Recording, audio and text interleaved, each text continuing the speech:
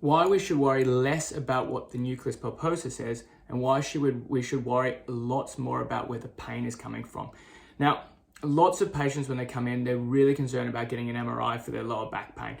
MRIs and images, patients seem to think that we've had over the last 100 years that, yeah, technology's come a long way, and that then we can just take a image of a lower back and see what's happening. Exactly like they think that you can just take a blood test. And unfortunately, the spine in particular is such a complex piece of machinery that it just doesn't work like that. And as clinicians, all good clinicians should be focused on doing more of a clinical diagnosis that can be helped by images.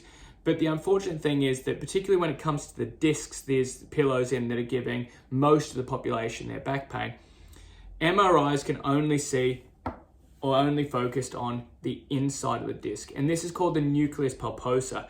The problem is that the nucleus pulposa, that inside of the disc, it doesn't have any nerve supplies, okay? And it also has very limited blood supply. So even though we definitely know that it does degenerate over time and it becomes less flexible, we know that the blood vessels, particularly after injury, and nerves all live inside in this outer layer called the nucleus, called the annular fibrosis, okay? Which is the ligaments that keep this together, okay? And now what we find is when they fail to hold that nucleus in, it herniates out. And what we find that is over time, because these tissues have less blood that goes to them, they're what's called an avascular tissue, which is exactly like, imagine if you got a cut on your arm. What's the first thing that happens? You bleed. Now, this is where it's a bit of a design flaw with our discs in our back, is that they have no blood supply. It's a little bit the same as some of the tendons in our body. And so what happens is you get a small injury to a disc, and that could, the annular fibers, I mean, that's the ligaments around, that can just be a bit of an overstretch, or it can naturally happen with progression over time. You get a small injury that gets no blood supply, or very limited, which means that it never properly heals. And we know that studies show, or some studies show, that if you've got a disc herniation, so a rupture in the annular fibers, that may start as just deep back pain, but we do know there's a strong correlation between those issues or those injuries not healing and progressing to herniations later on in life. And now, these are patients that typically present with, well, a degree of pain down their leg, but most of the pain is this deep-seated pain inside their lower back.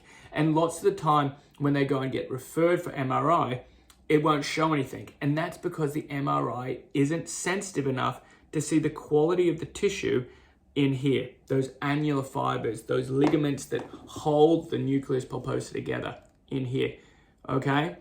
But they're also the ones that have all the nerve endings and all the blood supply, and they're the ones that really work on the stability. And so that's why any spine expert should be focused on not only the health of the inside of your disc, but should be doing a lot more clinical examination for what actually gives you pain, and that's these annular fibers, these ligaments around here, okay?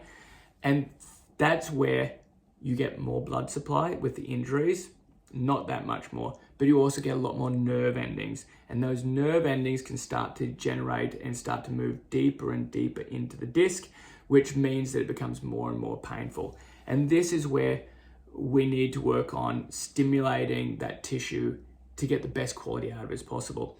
And this is why lots of regenerative procedures, i.e. stem cell procedures, in my opinion, should be focused more around, particularly in the later stages, of being more focused on the outside, on the ligaments in there, because that's where the patient's having a pain. And if you can help to regenerate that tissue, it might not look better on an MRI, but it definitely, and clinically we see it here, should give that patient an increase in function and a decrease in pain.